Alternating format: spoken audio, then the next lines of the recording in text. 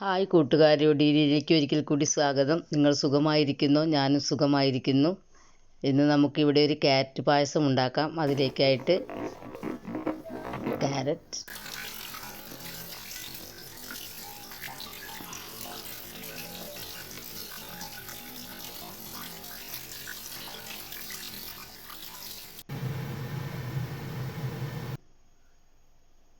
നമ്മളൊരു 4 medium carrot എടുത്തിട്ടുണ്ട്. അത് ബോയിൽ ചെയ്ത് അത് പീൽ ചെയ്ത് അത് മിക്സിയിലിട്ട് നമുക്കത് ജ്യൂസ് പരുവത്തിലാക്കി എടുക്കാം.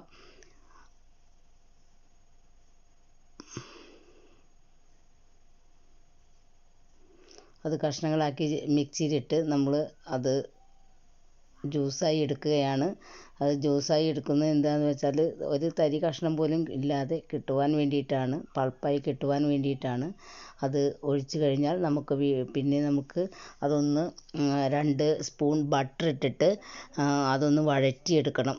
ബട്ടർ ഇട്ടിട്ട് അതിൻ്റെ ആ ജ്യൂസ് അതിലേക്ക് പിന്നെ നമ്മൾ 1 കപ്പ് പാലാണ് ഒഴിക്കുന്നത്. 4 മീഡിയം ക്യാരറ്റിലേക്ക് നമ്മൾ ഒഴിക്കുന്നത് 1 കപ്പ് പാലാണ്. ആ 1 കപ്പ് പാൽ നമ്മുടെ ആവശ്യാനുസരണം കൂട്ടുകയോ കുറയ്ക്കുകയോ ചെയ്യുക. കുറച്ചും കൂടി ആളുകൾ കൂടുതൽ 4 പേർക്ക് ഇഷ്ടം പോലെ അത് മതി. കുറച്ചും കൂടി ആൾക്കാർ കൂടുതലുണ്ടെങ്കിൽ 1 ക്യാരറ്റും കൂടി നമുക്ക് ആഡ് ചെയ്യാവുന്നതാണ്.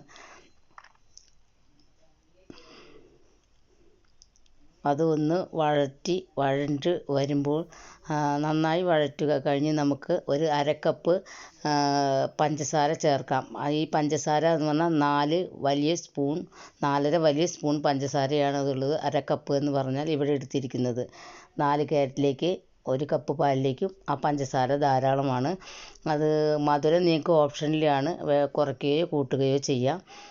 അത് കഴിഞ്ഞാൽ ജീരകപ്പൊടി ഏലക്കാപ്പൊടിയാണ് ചേർക്കുന്നത്. 2 ഏലക്ക മുഴുവനായി ഇട്ടിട്ടുണ്ട്. പിന്നെ 1 ടീസ്പൂൺ ഏലക്കാപ്പൊടി ചേർത്തിട്ടുണ്ട്. എന്നിട്ട് അത് നന്നായി മിക്സ് ചെയ്ത് നന്നായി ആ ചേരുവകളെല്ലാം കൂടി ഒന്നും കൂടി ഇളക്കുക. അതൊന്ന് വറ്റി വരുന്നത് വരെ നമുക്ക് അതങ്ങനെ ഇളക്കാം.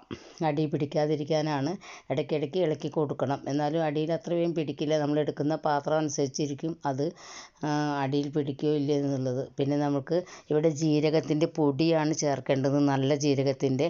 അത് പൊടിയില്ലാത്തത് കൊണ്ട് ഞാനൊരു 1/2 ടീസ്പൂൺ ജീരകം ചേർത്തിട്ടുണ്ട്. ചിലർക്ക് ഈ ജീരകം കടിക്കുമ്പോൾ ഒരു ഇത് വരും, അതുകൊണ്ട് ജീരകം ചിലർ ഇടില്ല. പക്ഷെ പൊടിയാണ് നല്ലത്. ഞാനിവിടെ ഇല്ലാത്തതുകൊണ്ടാണ് ജീരകം ഇട്ടിരിക്കുന്നത്. അത് കഴിഞ്ഞ് ഞാനൊരല്പം ഒരു 2 ടീസ്പൂൺ മിൽക്ക് മെയ്ഡും ഒഴിച്ചിട്ടുണ്ട് ലാസ്റ്റ് ഈ പായസത്തിലേക്ക്. അത് കഴിഞ്ഞ് കുറുക്കിയെടുത്ത പായസമാണ് ഇപ്പോൾ നിങ്ങൾ കാണുന്നത്. നല്ലതാണ്, കുട്ടികളെല്ലാം കഴിച്ചോളും. നല്ല ടേസ്റ്റിയുമാണ്, അതുപോലെ തന്നെ നല്ല വിറ്റാമിൻസും ഉള്ളതുമാണ്. ഈ ക്യാരറ്റ് എന്ന് പറഞ്ഞാൽ നല്ലതാണല്ലോ. എല്ലാ വൈറ്റമിൻസും ആ ക്യാരറ്റിലുണ്ട്. അതുകൊണ്ട് തന്നെ അതിലധികം ഇൻഗ്രീഡിയൻസ് ഒന്നും അധികമായിട്ട് ചേർത്തിട്ടില്ല. കുട്ടികൾ കുടിക്കുന്നതല്ലേ, അതുകൊണ്ട്. പിന്നെ നമ്മൾക്കും കുടിക്കാം. ഈ ക്യാരറ്റ് അത്ര പോഷക ഗുണമുള്ളതാണ്. അപ്പോൾ സാമ്പാറിലോ അല്ലെങ്കിൽ തോരനോ വെച്ച പിള്ളേർ കഴിക്കില്ല. ഇങ്ങനെയാണെങ്കിൽ കുട്ടികൾ കഴിച്ചോളും. ഓക്കെ, ചാനലൊന്ന് സബ്സ്ക്രൈബ് ചെയ്യണേ.